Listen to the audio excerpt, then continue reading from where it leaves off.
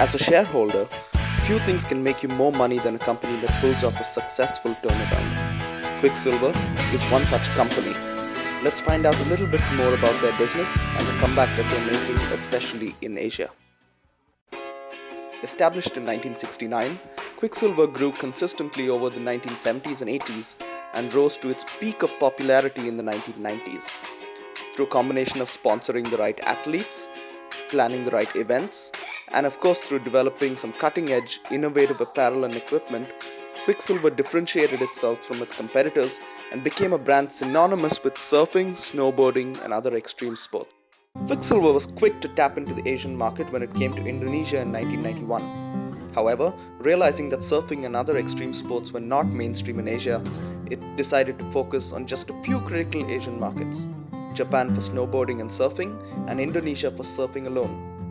By the mid-2000s, consumer behavior was changing, and even though Quiksilver made high-quality apparel and equipment, the entire industry was moving towards a slump.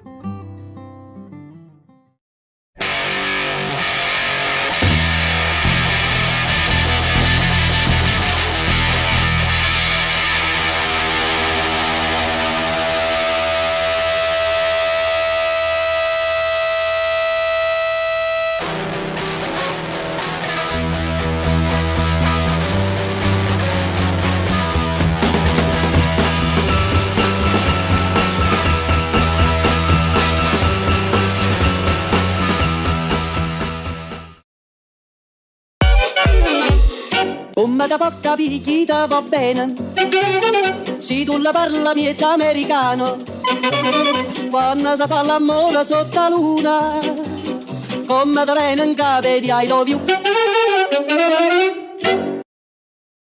Papà l'americano. Do you buy any Quiksilver products for surfing or any water sports? No. Just for normal casual wear? Shorts or anything like that, where would you go? Just go for Japan.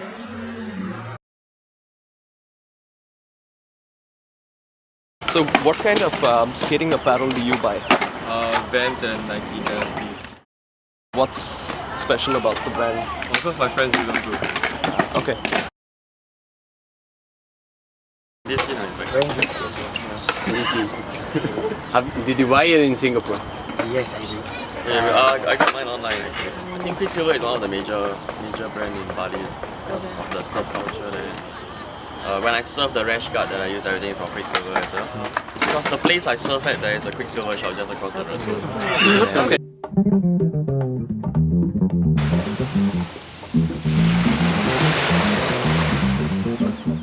Quiksilver is facing a brand identity crisis. This brand is originally catered and targeted towards a very specific subculture like board riders and surfers. But today, it appears that they are going mass market. Consumer. Now there is high bargaining power. Now Quiksilver's problem is this.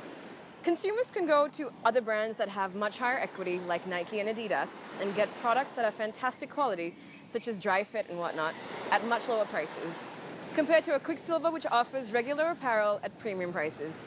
And their customer retention is very low, and currently the customer retention is based solely on brand equity, brand association and brand loyalty. Quiksilver started out facing a lot of competition from companies like Rip Curl, Billabong, but today the kind of competition that they're facing is very different in the mass market, especially as they're trying to make their way into the more generic and sports apparel part of the world. What they're looking at is competition from Nike, Reebok, Adidas. The difference with this kind of competition is that these guys have much larger supplier groups. They have a much stronger distribution network. They have a much stronger brand presence, especially in the emerging markets. From the collaborators' perspective, Quiksilver is partnering and supporting the athletes that operate in their core niche markets, surfboarding and board riding. However, when compared to Nike and Adidas that feature professional sports big stars, their reach is way too small and does not provide a good traction in the mass market. Quiksilver has to keep up with changes in customer trends.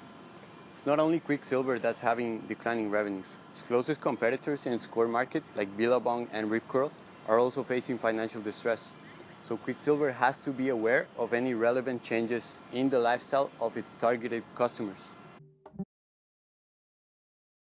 In Asia, Quiksilver positions three core brands as the action sports lifestyle for guys and girls. The company tries to represent the lifestyle for young-minded people that connect with the board riding culture. Their target is very specifically from 8 to 25 years old. As one of the efforts to deliver the authenticity in Asia, the company is keen to expand its own retail stores, unlike America that heavily relies on wholesale. Its proprietary design of the retail stores demonstrates the company's history and commitment to surfing and other board riding sports. In order to create an aspiration to people's lifestyle, Quiksilver sponsors several athletes and world-famous sports competitions, which helps the brand equity being solid in Asia. However, the effect of the marketing campaigns is skeptical. Except Australia, New Zealand, and Indonesia, there is few major surf spots in Asia Pacific. In fact, except Australia and Japan, the Asian countries haven't helped the company's revenue very much. Despite the vigorous marketing efforts, surfboard is rarely displayed in Quiksilver retail stores in Singapore and Asian countries. Yes, Quiksilver is no longer a surf brand, but is an active sports lifestyle brand. However, that is contradictory to their marketing message. This is the major apparel brand sales trends, such as Nike, Adidas, VF Corp, Abercrombie & Fitch, and the two surf brands, Billabong and Quiksilver. As a matter of fact, surf brands are positioned in the middle ground of apparel, and they are being squeezed by low-priced fast fashion and affordable luxury. Today, the APAC segment accounts for less than 20% of the Quiksilver global revenue. Australia and Japan, the two largest markets, their revenue growth is stagnant. The APAC emerging markets, including Indonesia, South Korea, Taiwan, and China, they grew 5% collectively, but they are still too small to help recover Australia's standstill.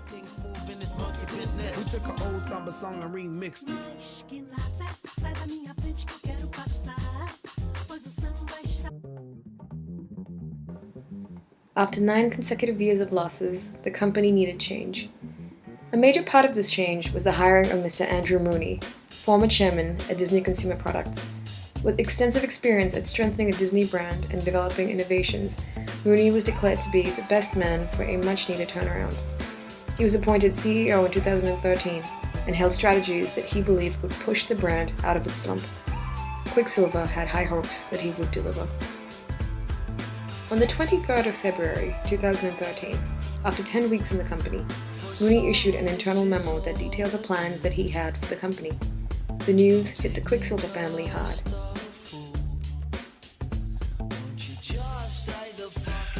We were shocked. It was a lot to digest. We heard rumors that there were plans to downsize and make some cuts, but we didn't anticipate the severity of it. First, Mooney stated that he was to downsize their acquisitions, streamline their brand names. Brands that were deemed small and unprofitable were to be sold. The focus would be on existing core brand names, Quiksilver, Roxy, and DC. Next, Mooney wanted this core to have fixed, independent identities to compete more aggressively. Concerned about product cannibalization, he dictated that Quiksilver and Roxy were to exit the skate category, while DC was to exit the surf category. Further, Quiksilver was to end its women's line, leaving Roxy to represent women's products. Perhaps most hard-hitting was the decision to have major cuts in its staff and athletes. In 2013, the following statement was issued. In terms of star athletes, the big names survived. Surf retained Kelly Slater. Snowboarding held on to Travis Rice, and Tony Hawk represented skateboarding. Mooney maintained that this would allow a focus on 3 strategic goals: brand strengthening, growth in sales, and operational efficiency. Mooney projected a growth of 9% in annual revenues, expecting a total of $3 billion in sales in 2016, 50% higher than they'd ever achieved in its pre-crisis years. But were these steps enough to see a turnaround?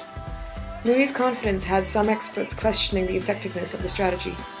Quiksilver was still relying on its athlete's image to drive growth. Some believed that he was being far too optimistic, and something more drastic had to be done. Recently, Quiksilver has seen changes in some of its retail outlets in Australia. For example, the launch of a Quiksilver board rider store in Surfers Paradise, Queensland has sparked interest because of the experience it offers. Surf, skate, snowboard and art are just one of the many things the company is trying to do under Mooney's reign. We believe that this is just the beginning. Essentially, the company needs to find its roots. Who is Quiksilver and what are its core brand attributes? Perhaps, due to its rapid acquisition and proliferation, the company derailed along the way, and brand dilution has resulted in a loss of sense of self. We believe that the company needs to return to what it stood for, a cool, laid-back, and fun lifestyle. Asia has the enormous potential to revive Quiksilver's brands. Asian consumers have grown to be more and more relevant worldwide, and may sometimes define whether or not a product is a success. Furthermore, viral videos related to a laid-back, cool lifestyle Quiksilver is trying to represent have been filmed in Asia's top beach spots. Phuket, Boracay, Halong Bay, and many more beaches currently possess an incredible appeal to tourists worldwide and are invaluable in relaunching the brand. We believe Quiksilver should start having a much stronger presence in Southeast Asia's top beaches. The focus should be on promoting activities such as wakeboarding competitions, summer parties, impromptu events. The list is endless.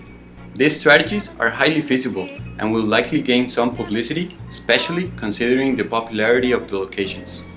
Finally, we think that Quiksilver needs to do more to be involved in programs that focus on the environment.